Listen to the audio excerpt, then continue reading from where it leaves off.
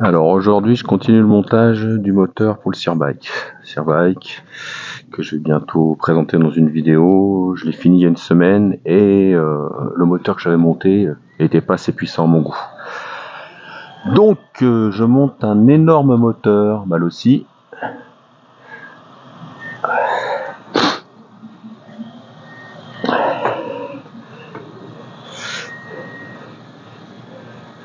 Donc on va essayer de faire la méthode du froid et du chaud, hein. Je chauffe les carters pour les dilater et le vilebrequin et les roulements sont congèles depuis hier.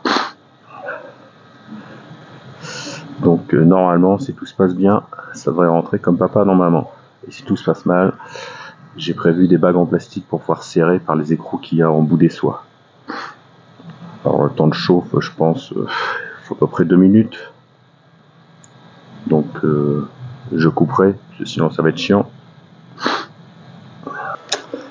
Voilà, je pense que c'est assez chaud comme ça. Donc on va pouvoir tenter la manip. Mettre une paire de gants quand même.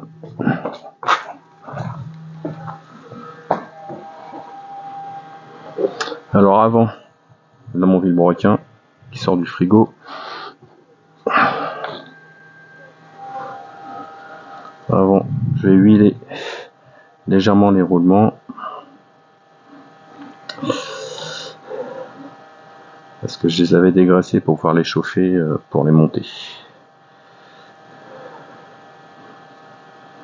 Alors j'ai pas mis le joint speed de ce côté, parce qu'il peut se mettre par l'extérieur.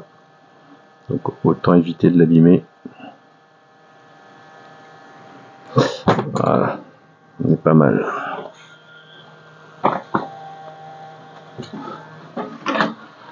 Mettre un petit coup de chauffe pour la conscience.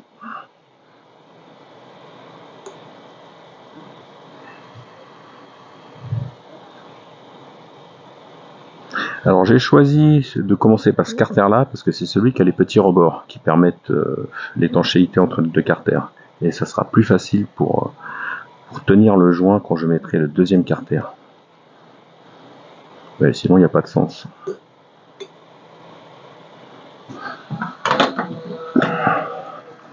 Allez, c'est parti. Bon.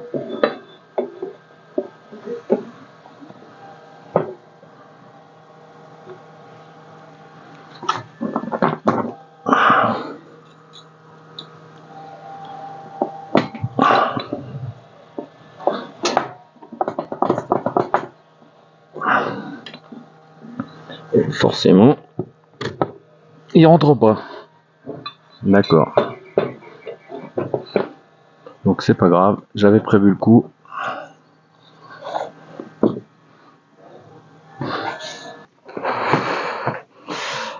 Le premier est monté. Maintenant, on passe au deuxième.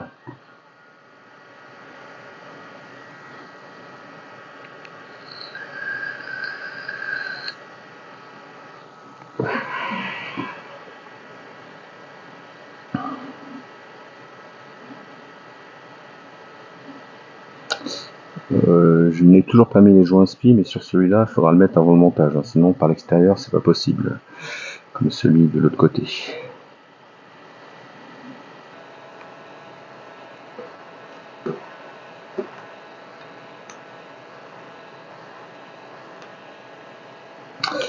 Bon, bah ça fait 2-3 minutes, donc je pense que ça doit être bon, hein. En tout cas, j'espère. Allez, c'est parti. Alors, le petit joint en feutre qui sert pas à grand chose. Mais bon.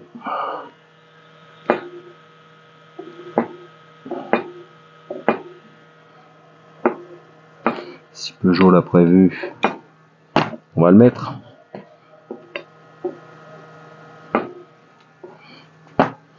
Le joint spi. Donc, on s'est trompé non plus.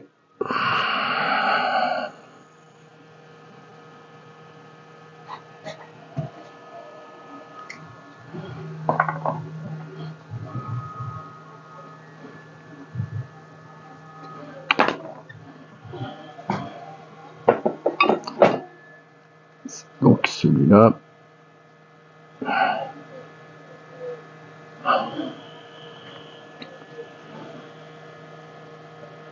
Il ne pas se brûler. Le plastique n'est pas abîmé. Un peu d'huile.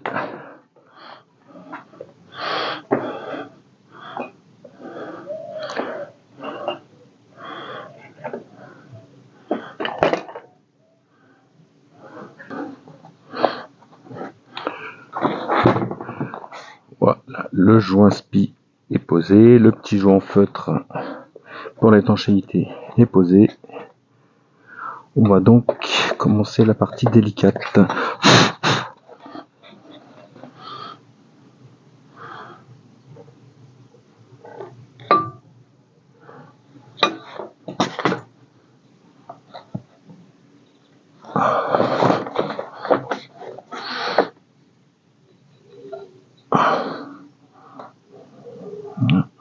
C'est bon.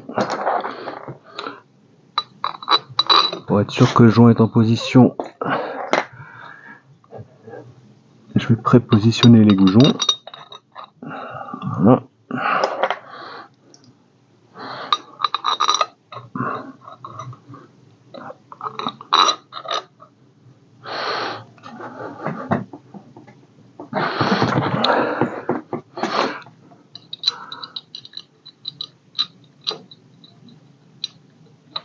Celui-là aussi.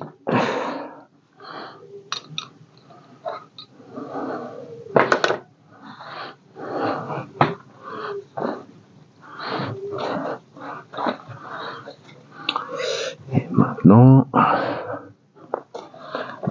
ça doit y aller, hein.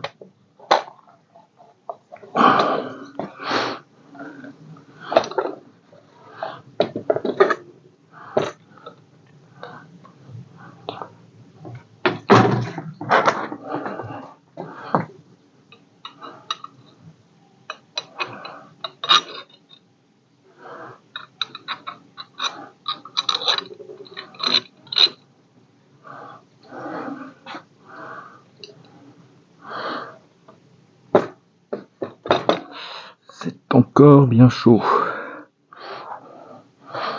Alors, le plan B.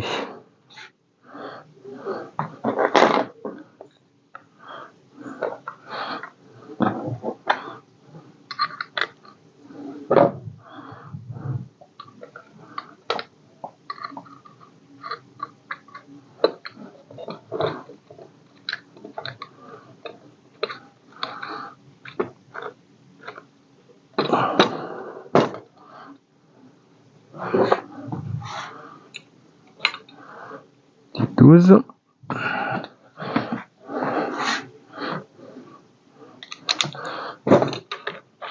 Pas du tout. C'est du 16.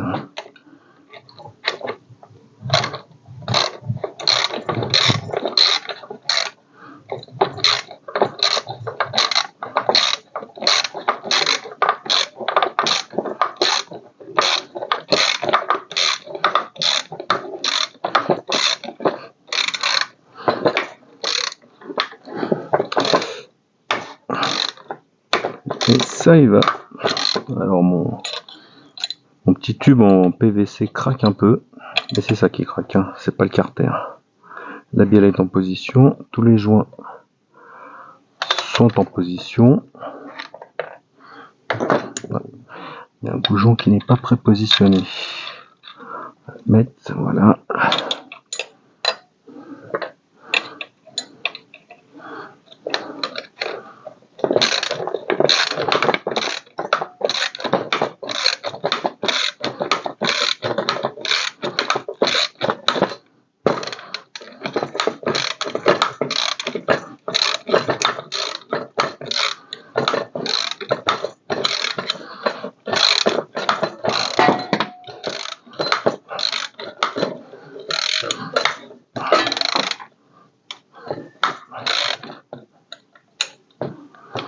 Donc théoriquement, avec les bourgeons d'origine, on devrait pouvoir faire l'approche et le serrage complet.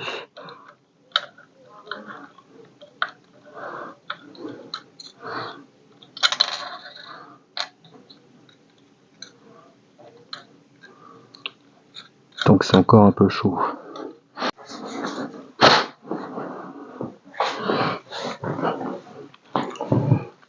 Bon, bah me voilà revenu à l'intérieur parce que dehors il commence à pleuvoir et bien sûr c'était un peu pénible. Donc en attendant, ce que j'ai fait c'est que certains boulons, là on le voit ici là, certains goujons sont trop longs. J'ai peur qu'ils frottent sur la cloche d'embrayage ou sur les parties rotatives. Donc je suis descendu à la cave et autour je les ai raccourcis. Pour avoir quelque chose de plus propre. Mal aussi, ces carters ne fournissaient pas les deux petites vis pour le cache. Donc j'ai récupéré deux petites BTR qui étaient trop longues et qu'il a fallu que je tourne aussi pour avoir la longueur qui correspondait au puits fileté. Alors, que reste-t-il à faire maintenant? Mettre le joint SPI que j'ai pas mis tout à l'heure. Alors normalement, c'est pas compliqué. Je dis bien normalement parce que la mécanique, c'est toujours quelque chose qui va pas. Je vais mettre un petit peu d'huile sur les roulements à l'extérieur. De la bonne huile de synthèse.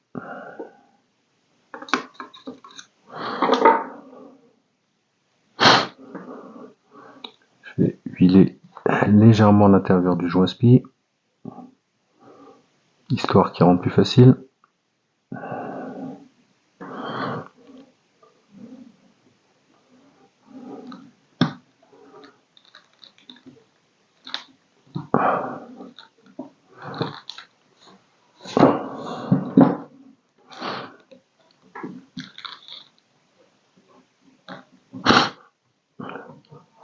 Voilà.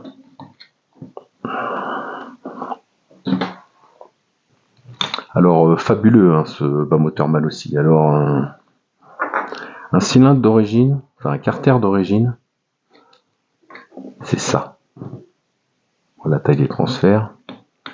Et là, on voit la taille des transferts sur celui-là. Il y a une sacrée différence. Hein. Toute la puissance, elle vient de là. Alors que reste-t-il à faire maintenant? Alors il faut que je trouve un petit cutter pour couper les joints là où il dépasse. Donc bien sûr, alors petit cutter, où est-il? Alors le cutter, il est là.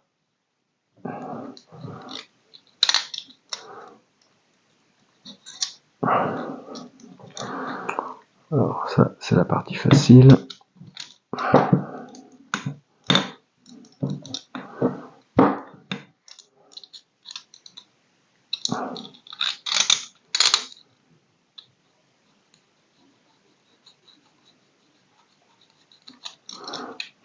Non, pas que ça tombe dans le moteur, ce serait bête.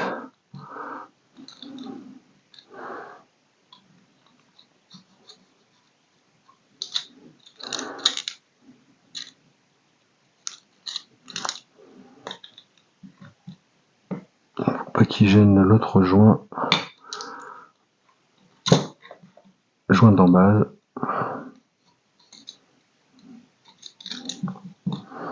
Pas mal. Et il passe aussi à l'intérieur de la boîte à clapet.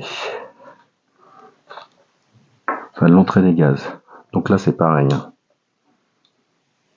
Voilà le logement d'origine. Hein. Bon, on ne rentre pas. Et là, je pourrais presque y mettre une autre partie de mon anatomie.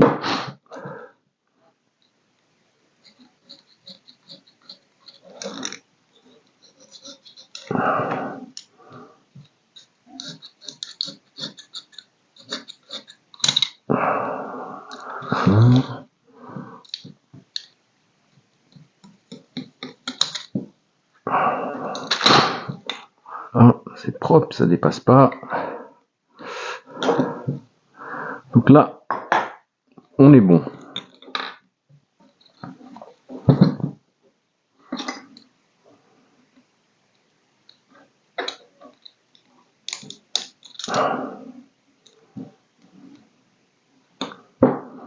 Je sais pas encore si je vais garder la cage aiguille Doppler.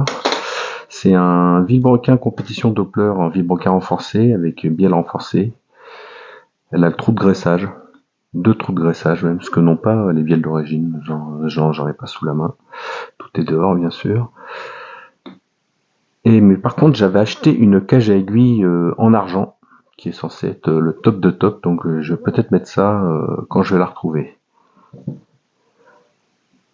Donc il y a une vérification que j'aimerais bien faire. J'ai vu quelque part que mal aussi, les goujons qui vont ici, là, et qui servent à fixer le cylindre culasse, ne sont pas filetés assez loin. Ce qui fait qu'on peut pas serrer correctement la culasse. Donc je vais faire une vérification à froid, comme ça, à vide, sans le piston. Et s'il est besoin de fileter plus, je redescendrai au sous-sol et puis autour, et puis je rallongerai les filetages de la longueur nécessaire. Alors le kit Malossi, il est là.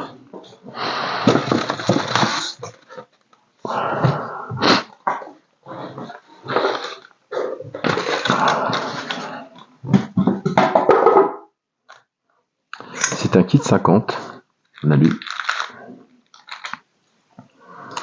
Et pourquoi j'ai choisi ces transferts? Parce que voilà, il n'y a pas besoin d'usiner pour aligner comme j'avais fait sur le moteur d'avant, et d'ailleurs ça n'a pas marché. Ça a marché, mais quand j'ai voulu extraire les vieux roulements avec ma presse à roulement, j'ai pété le carter. Donc du coup, plutôt que de repartir sur des carters d'origine ou légèrement mieux, repasser 2 jours à la fraiseuse pour refaire les trucs et tout, j'en ai pris un qui avait déjà tout ça de fait.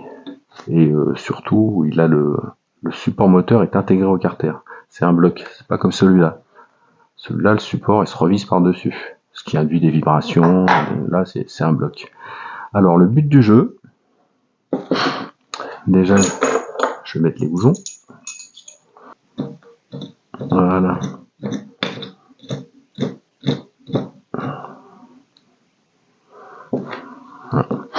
Donc là, je vais positionner le joint qui sera huilé. Pour le montage définitif, je monte tous mes joints à l'huile moteur de temps synthétique. Déjà, ils tiennent mieux. Et en plus, quand on démonte, le joint, il n'est pas soudé à la partie métallique qui a chauffé. On peut le retirer facilement, voire même le réutiliser. Bon, généralement, je le fais pas. Quand j'ouvre, je remets un neuf. Mais au moins, il n'y a pas besoin de gratter le plan de joint. Alors voilà, la beauté du kit Malossi sur bas moteur Malossi, c'est que tout correspond. Donc maintenant,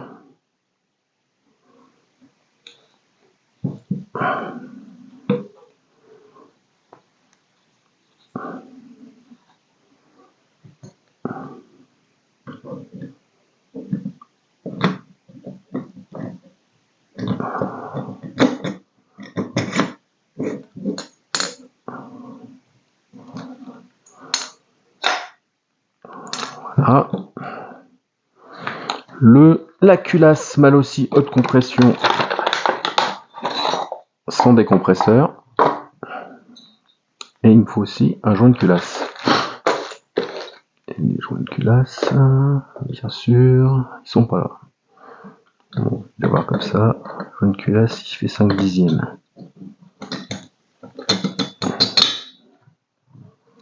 À l'envers.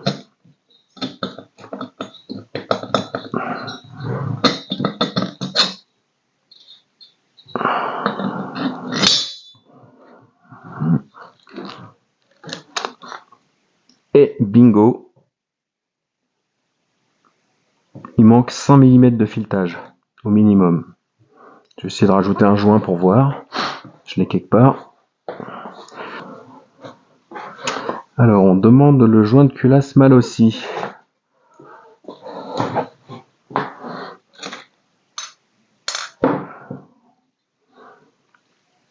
Bon, tout état de cause, joint ou pas joint, il me manque 5 mm de filetage.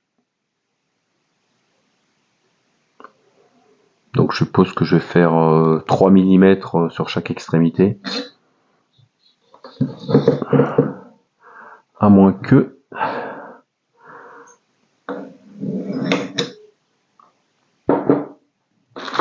j'ai d'autres goujons moteurs quelque part.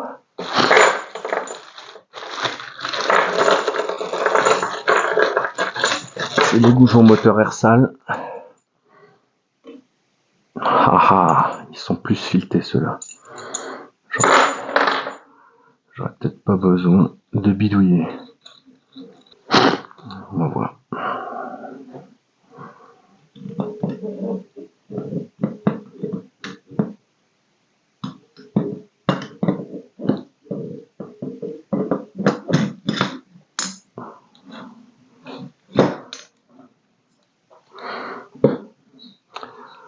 Toujours sans le joint de culasse.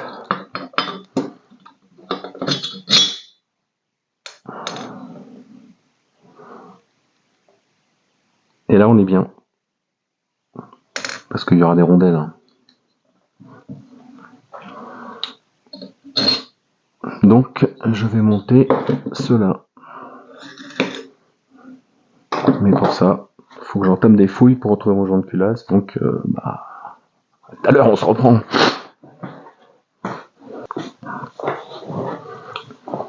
Bon, après une bonne demi-heure de recherche dans tout mon bordel, là, parce que là, vous voyez pas le bordel, hein, là c'est la partie rangée, hein. J'ai retrouvé mon joint de culasse. Donc, on va déjà monter les goujons au frein de filet.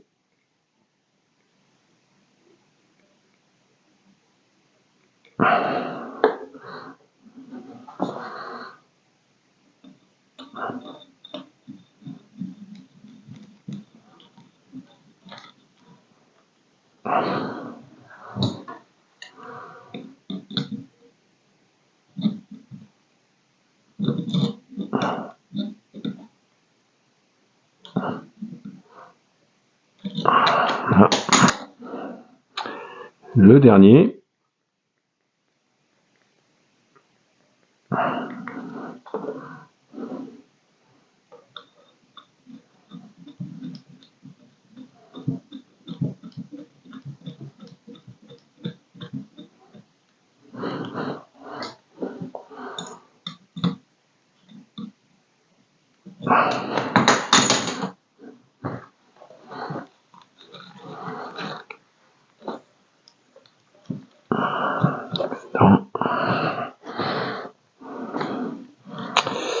Voilà. Alors, un truc très important que je faisais jamais à l'époque, hein, quand je fais de la compétence en 3, j'avais une bécane monstrueuse, mais il y a un truc qu'on m'avait pas dit. Le jeu à la coupe pour les segments. C'est essentiel, personne ne le fait. Alors les segments, faut que je recherche, donc c'est reparti. Ah, ils sont là.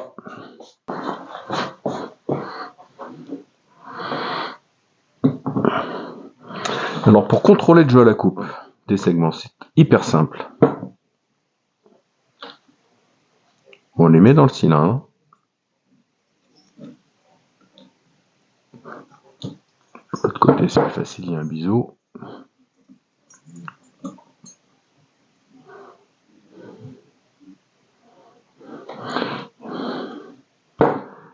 Et entre les deux becs, les segments, il y a des petits becs pour l'étanchéité. Entre les deux becs, le jeu, ça doit être entre 1/10 et 3/10. S'il y a trop, le piston n'est pas étanche, on perd de la compression. Et s'il n'y a pas assez, avec la dilatation, il y a des risques de serrage ou tout au moins abîmer le nicacile.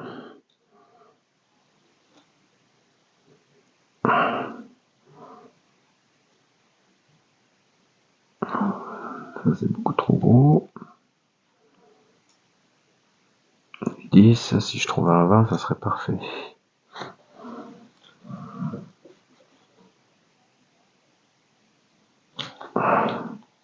25.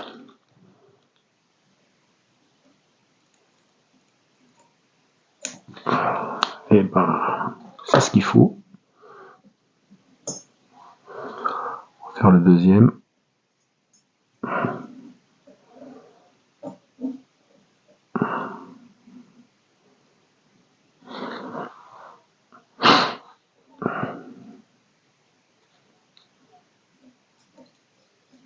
C'est bon.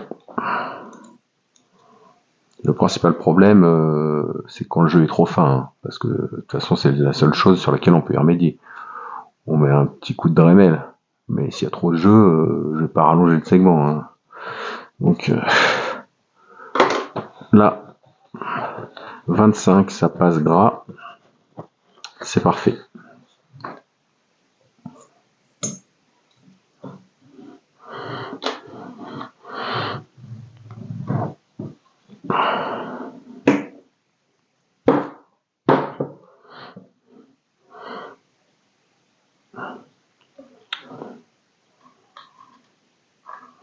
Alors maintenant, il va falloir monter le piston. Dans le bon sens, il y a une flèche. La flèche, c'est à l'échappement.